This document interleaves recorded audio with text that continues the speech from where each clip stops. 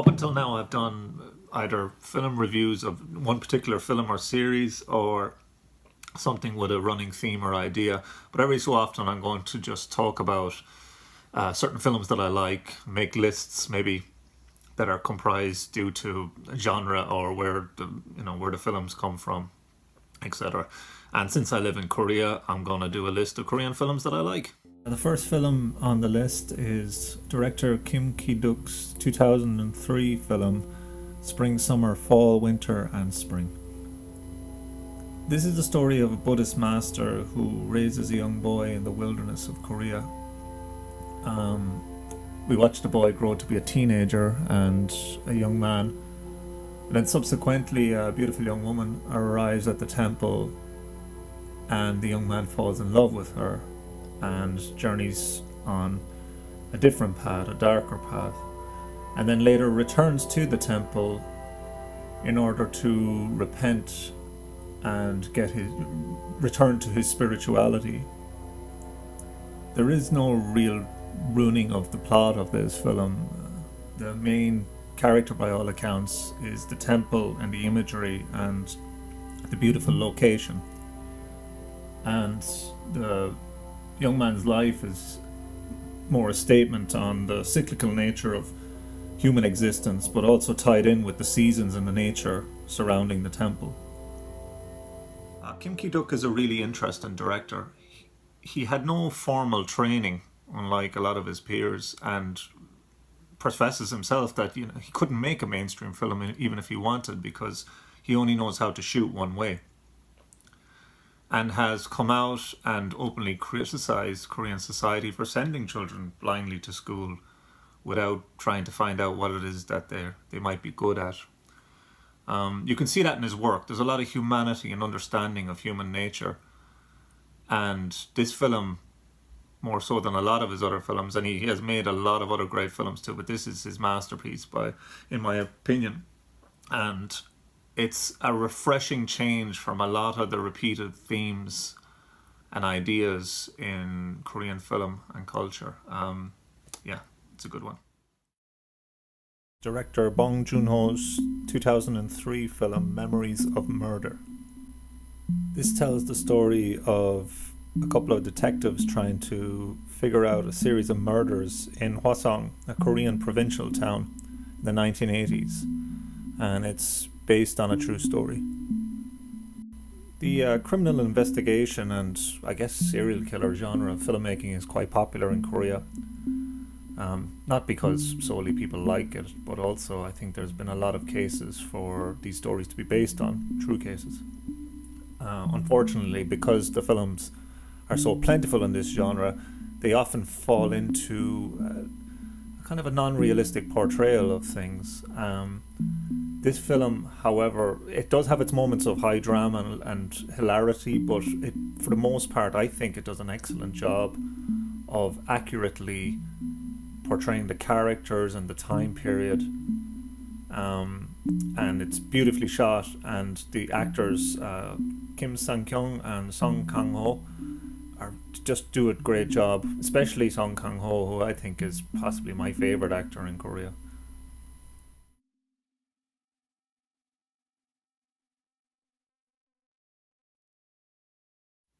This director is obviously known for other films such as The Host, Snowpiercer, and more recently Okja, but I think this is his strongest film. It has a lot of depth and detail and authenticity to it, aided of course by strong performances, but you could tell what it did for the genre. I mean, 4 years later you had David Fincher's excellent Zodiac in 2007, and the director himself said he was heavily influenced by Alan Moore's From Hell about Jack the Ripper.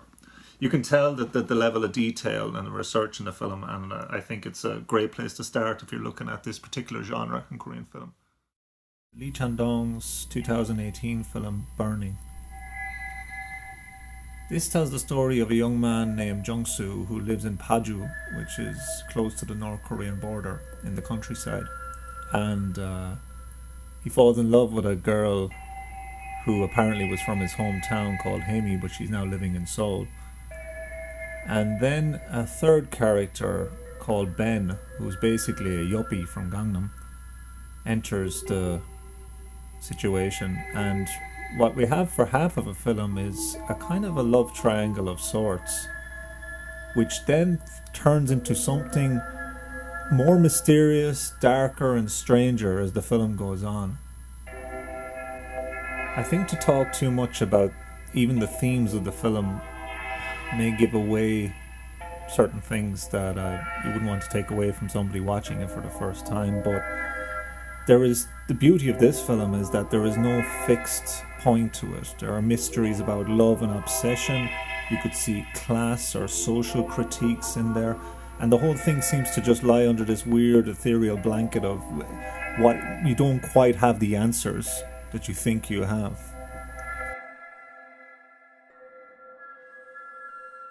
This film apparently is based on a short story by Haruki Murakami called Barn Burning. I haven't read it. I have read work by him, and I can see a lot of the surrealist and almost abstract ideas of his writing in this. But there are so many interpretations to this. I can't even go into it too much without, I think, ruining part of the film. And I may return to this film for a review on its own at a later point, just for my own head. But it did remind me of a lot of my favourite films and what they do, which is don't give you all the answers. They allow you to think.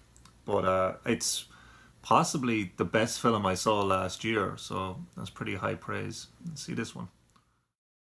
It's director Na Hong Jin's 2016 film, The Wailing. The story revolves around the real town of Gokseong, which is in rural Korea, and a series of violent attacks that start to happen are investigated by a policeman and also a Japanese man who moves to the fringe of the town, and whether or not he is implicated somehow. The film quickly escalates then when said police officer's daughter is seemingly possessed by something or somebody, and he and the townspeople are looking to vilify the outsider or whatever presence has entered, and it becomes a battle between perceptions of good and evil, light and dark, and folk religions and Korean shamanism.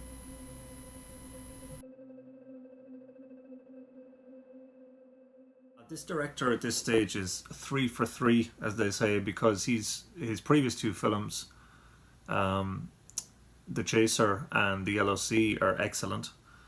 And then he comes out in 2016 with this wonderful horror film, which, like the previous film, doesn't give you all the answers and lets you think. And even after 2 or 3 viewings now, I'm still not sure what is what and who is what, and to talk too much about it, I'm being very vague, but to talk too much about it takes away from the experience of viewers. But there's a reason why this film was put on a previous list of mine of the best 10 horror films of the last 10 years. It's excellent, and I as I said before, it's an important film, so yeah, check it out. Last on this list is director Kim Ji-won's 2003 film A Tale of Two Sisters. This tells the story of 2 sisters who move back into their house or return to their home, and they live with their father and his new girlfriend or spouse. And the house seemingly is haunted by something or someone, and subsequently the film unfolds and starts to explain some of the tragedies that befell them before they return to their home. I didn't expect to put this on the list. It was a film I saw originally in 2005 in Ireland when I had no real thought about moving to Asia or Korea. And, I watched it in conjunction with a bunch of other J-horror films. So I wasn't thinking about Korean culture or the director or anything at the time. When I returned to it recently, it was on a list of stuff I wanted to rewatch. But I really fell back in love with the film. The look of films from 2003 is different to Korean films from now. They're a little bit grainier, a little bit less polished, but the technical detail in the filmmaking is just gorgeous. Like the sound quality and the color and the cinematography of it alone is really fantastic. And yeah, it has a lot of kind of, some people would see cliched horror tropes in it, but I just think that it paved the way in the mainstream for a lot of Korean films that came out afterwards. If you haven't seen it before, watch it. If you haven't watched it in a while, revisit it for these things alone. It's probably my favorite of this director's films, but as a horror fan, it's a strong one and probably a must see. So those are just a few of my favorite Korean films. Recently, I've become a little bit disillusioned with mainstream Korean cinema, and I'm glad by focusing on it for a project, and I was able to revisit some of the films I'd liked originally and also discover new material. And I'll definitely be doing a part 2, 3, and 4 related to films from this country that I like. You can, if you haven't seen any of these films, I recommend you watch them. Also, the directors are all quite strong and well known, so you could probably watch any of their films and start there. Or you can start wherever you like, or don't ever start. It's your choice.